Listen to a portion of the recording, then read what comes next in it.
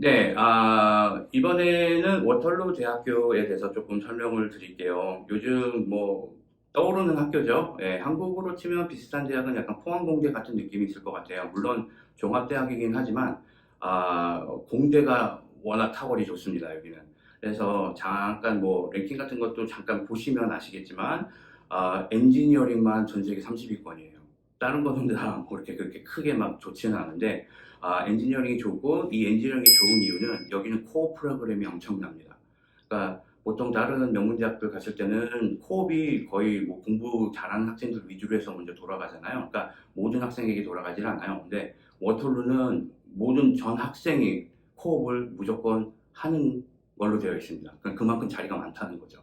그게 가장 첫째 장점인 것 같아요. 그래서 졸업을 하시면 전 세계 유수에 있는 회사들, 뭐 IBM이든 뭐 마이크로소프트든 이런 학교들은 이미 코업을 하고 경험을 하고 나온 학생들이기 때문에 1순위로 뽑습니다. 예, 그래서 공대 가시는 분들은 꼭 참고해 주시고요. 자, 일단 워털루 대학을 가려고 하는 건 여기는 이제 6과목입니다. 예, 6과목이고요. 그 다음에 제일 중요한 건 여기는 그 UBC처럼 퍼스널 프로파일 같은 일종의 자기소개서는 기본으로 들어가고, 예, 그 다음에 그 외에 과 따라 또 필요한 것들이 조금씩 준비하셔야 되는 것들이 있어요. 영어 능력 같은 경우에는 4년을 재학을 하는데 이거는 연속적이진 아니어도 됩니다. 예, 연속적으로 4년 재학을 안 하셨어도 일단 총 4년을 다니셨으면 캐나다에서 그럼 영어 시험 일단 면제고요.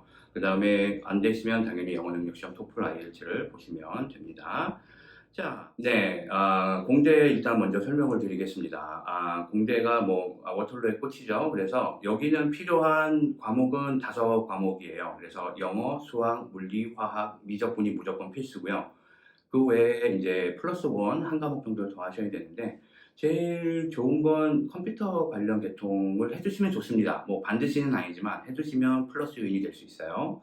그 다음 AIF 당연히 필업 하셔야 되고요. 그 다음에 온라인 비디오 인터뷰 있습니다. 여기는. 그래서 준비를 조금 차분히 잘 하시고 실질적으로 이제 온라인 화상으로 인터뷰를 하시게 되시거든요. 그래서 준비 잘 하시고 그 다음 그 워털루에서 주최하는 캐나다 수학 능력 시험 아시죠? 거기서 12학년 레벨인 유클리드 테스트를 보시면 플러스 요인이 됩니다. 특히 거기서 어느 정도 점수를 좀 좋게 받으셨을 때, 네, 150점 만점에 한 120 이상 받으시면 플러스 요인이 돼요. 그래서 요거까지 감안을 하셔서 준비를 하시면 좋고요. 자, 문과 계열 같은 경우에도, 자, 이거는 문과와 사이언스 다 공통인데, 그렇게 막 유명한 학부는 아닙니다. 다만, 그 공대에서 코업 자리가 많이 남는다고 했잖아요. 워낙 초이스가 많다. 그 코업이 사이언스와 문과까지도 받을 수 있을 정도입니다. 넘쳐서. 그래서 그건 분명히 플러스가 될 수 있어요. 코업까지 생각을 하신다면. 자, 문과 계열 같은 경우에는 영어 12학년 기본으로 하시면 되고요. 그 다음에 전공 따라서 이제 당연히 문과는 항상 그랬죠. 예, 초이스가 많이 있는 편이긴 하지만 기본적으로 한국 여러분들 수학과학 하시니까 그거 하고 쉬고 있으시면 큰 문제 없고요. 거기다 플러스 인문사회 가열 과목을 한 2과목 정도 애들 하시면 좋을 것 같아요.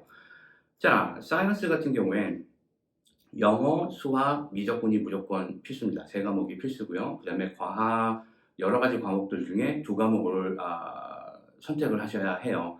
사이언스 같은 경우에도 유클리드 테스트 같은 거 뭐 보면은 이거 플러스 되고요. 그 다음에 여기는 그 공대와 같이 협업해서 만든 프로그램들이 좀 있습니다. 그러니까 이제 공대 소속은 아닌데 공대랑 협업해서 만든 프로그램들이 있어서 그것도 상당히 질 좋은 프로그램들이 있다는 거 알아두시면 좋을 것 같아요. 자, 상대 같은 경우에는 솔직히 말씀드릴게요. 워터루를 상대 때문에 가는 학생은 없습니다. 솔직히 말씀드리면. 그래서 상대 가시는 분들이라면 네, 여기를 굳이 뭐 선택하실 이유는 없고 왜냐면 훨씬 더 좋은 학교들이 많이 있기 때문에요. 근데 만약 가신다고 하면 여기도 마찬가지로 영어, 수학, 미적분 12학년 필수로 들어가고요. 다만 일반 상대 말고 로리에 뭐지 스쿨이라는 게 있어요. 근데 로리에 스쿨에서 사이언스 학부랑 이제 통합을 해서 그 비즈니스 어드미니스트레이션 하고 그 다음에 컴퓨터 공학을 합쳐서 하는 복수 전공 프로그램이 있는데 여긴 또 그렇게 좋습니다.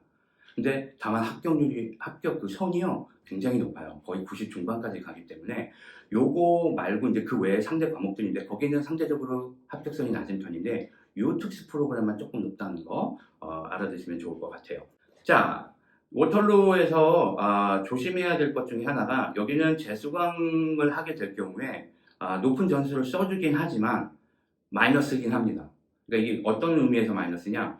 점수가 높아져서 점수 평균을 냈는데 만약에 재수강 없이 같은 점수를 낸 학생이 있으면 불리해요. 그거를 일단 알아두셔야 되고 그 다음에 재수강을 한 과목 한 번 했을 때마다 거기에 대해서 사유서를 제출을 하셔야 해요. 그 다음에 온라인 학교나 여름 학기 과목을 하셨을 때도 사유서를 제출을 하셔야 됩니다. 그러면 잠깐 사유서 제출해야 되면 이게 안 좋은 건가요? 꼭 그런 의미는 아닌데 이걸 어떻게 쓰느냐에 나름이겠죠? 예, 이거를 이제 자기가 꼭 그렇게 할 수밖에 없었던 이유를 잘 풀어서 쓰시면 오히려 플러스가 될 수도 있어요. 그러니까 써야 된다는 것만 기억을 하시면 되고요. 자, 아까 전에 제가 이제 AIF라고 말씀을 드렸는데 그 UBC의 퍼스널 프로파일에 해당하는 내용입니다. 그래서 어드미션 인포메이션 폼이라고 해서 일종의 이것도 자기소개서예요. 그러니까 이거는 아까 제가 말씀드렸던 온라인 인터뷰하고는 다른 겁니다. 그거는 진짜 인터뷰인 거고요. 이거는 이제 자기소개서의 일종인데 모든 학생이 다 동등하게 써야 되는 거니까 원서를 빨리 쓰시고 똑같습니다. 퍼스널 프로파일이랑 UBC 거랑 미리미리 작성해서 보내주시면 플러스 되는 거. 그 다음에 문과만 빼놓고 나머지 학부에서는 유클리드 테스트 아까 말씀드렸죠? 보시면 무조건 플러스가 됩니다. 점수 잘 받으셨을 거. 한국 학생 여러분들 수학 잘 하시잖아요? 무조건 한번 해보시길 바래요. 자, 성적표 제출 시기는 UT와 똑같습니다. 합격 나오는 것도 똑같고요. 따라서 제가 UT에서 강조드렸던 그 조기 입학을 노리시는 게 편하다라고 말씀을 드렸었죠. 마찬가지입니다. 여기도 조기 입학을 노리셔서 1월, 2월에 점수 보내시고 합격 받을 수 있도록 하시는 게 합격률을 대폭 높일 수 있는 길입니다. 성적표 제출 시기는 일단 리니어 시스템, 그러니까 12학년 리니어 시스템을 하시는 분들은 12학년 때 2학기 때 점수를 보내시면 돼요. 3월 중순에 보통 나오죠. 그래서 그거를 보내시면 합격을 받으실 수 있고요. 세메스터, 이제 4과목 하시는 분들은 12학년 2학기 때 원래 중간 점수가 나오게 돼 있어요. 그러니까 4월 중순인데 이거 너무 늦습니다. 그러니까 워터론 4월달 들어가면 타주에서 오는 학생들 거의 안 뽑아요. 그래서 여러분들이 1학기 끝나시고 2학기 때 점수를 일단 보내셔야 하고요. 그럼 2학기 때 과목이 있으면 어떡하나요? 웬만하면 피하셔야 됩니다. 그러니까 12학년 2학기 때 12학년 과목이 내가 꼭 써야 되는데 해야 되는 과목인데 2학기 때 들어가면 별로 안 좋아요.